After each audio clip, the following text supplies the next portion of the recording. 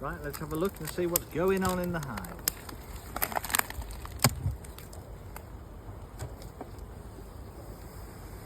Oh, plenty of bees in there. Is this double brood? This is double brood. Might almost be ready for a super. One of the few that are.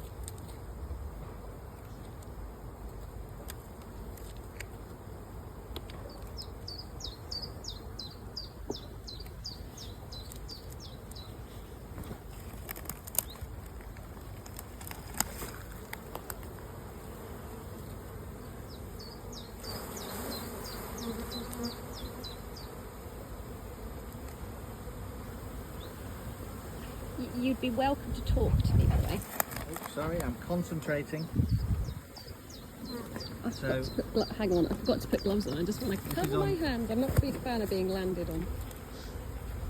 This is on double brood, and it looks like we've got double brood box full of bees, top and bottom box, which is pretty good for this time of year. It's one of our strongest hives for definite, so this will need supers on in the next couple of days. Especially as we've got some really fantastic weather planned. I'm going to lift one of those out so I can see. Yeah, okay. Let's see what we've got going on here. So there is a frame of drone brood underneath worker brood. And that's a lot of drone brood. So this hive is really doing well.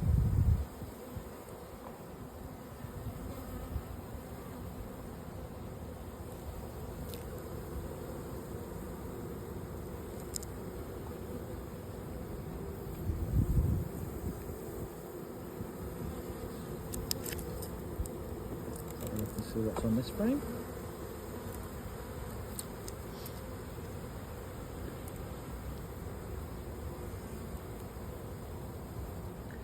So they're backfilling that brood area with nectar. What does that mean, back? Well, it shows that there's clearly a little bit of a flow on at the moment. They're bringing some in.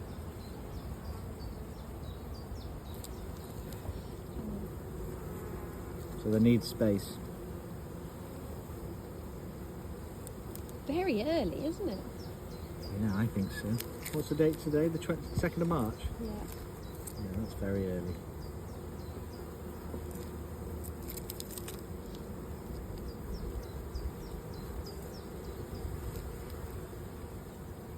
So there we go. Look at all that drone brood they created. Did you cut the drone brood out? No, I leave it. Why? Lots of people cut it out to deal with Roa. Yeah, well, if this is a really strong hive and it's got great genetics, why wouldn't we want to throw those genetics everywhere around the local area?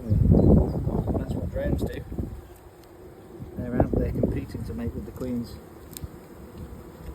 Right, I'm not going to inspect this much more because I'm happy the queen's laying. I don't need to see her.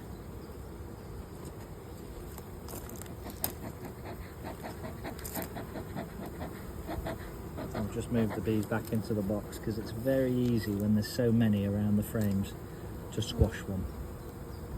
And we don't like squashing bees. And the bees don't like squashing bees.